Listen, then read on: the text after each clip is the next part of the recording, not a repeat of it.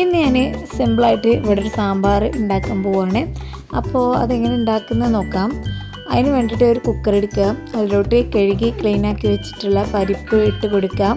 എന്നിട്ട് അതിലേക്ക് ആവശ്യത്തിന് വെള്ളം ഒഴിച്ചിട്ട് കുറച്ച് ഉപ്പും കുറച്ച് മഞ്ഞൾപ്പൊടിയും ഇട്ടിട്ട് അടച്ച് വെച്ചിട്ട് അത് ഒന്ന് വേവിച്ചെടുക്കണം.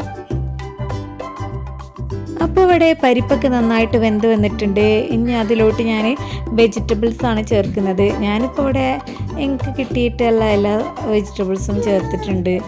അപ്പോൾ ഇങ്ങോട്ട് അതിലോട്ട് കുറച്ച് വെള്ളം ഒഴിച്ചു കൊടുക്കുകയാണ് ആവശ്യത്തിനുള്ള. പിന്നെ കുറച്ച് മുളക് പൊടി, കുറച്ച് മല്ലിപ്പൊടി, കുറച്ച് സാമ്പാർ പൊടി ഒക്കെയാണ് ഇപ്പോൾ ചേർത്ത് കൊടുക്കുന്നത്. ഇങ്ങോട്ട് കുറച്ച് ഉപ്പും ചേർത്തിട്ട് നന്നായിട്ട്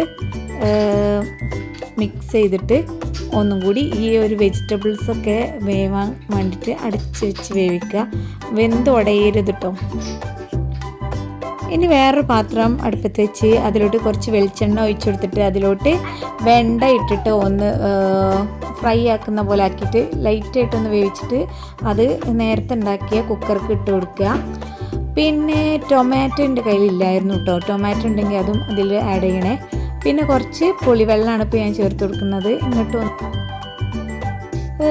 ഒന്നും കൂടി അടുപ്പത്ത് വെക്കുക. പിന്നെ കുറച്ച് ഉലുവാപ്പൊടിയും കുറച്ച് കായപ്പൊടിയൊക്കെ ചേർത്തിട്ടുണ്ട്.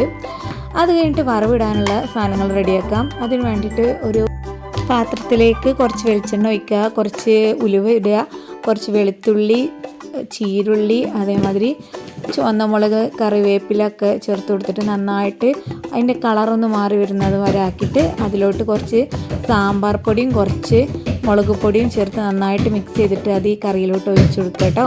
അപ്പോൾ നല്ലൊരു കളറും ടേസ്റ്റൊക്കെ വരും.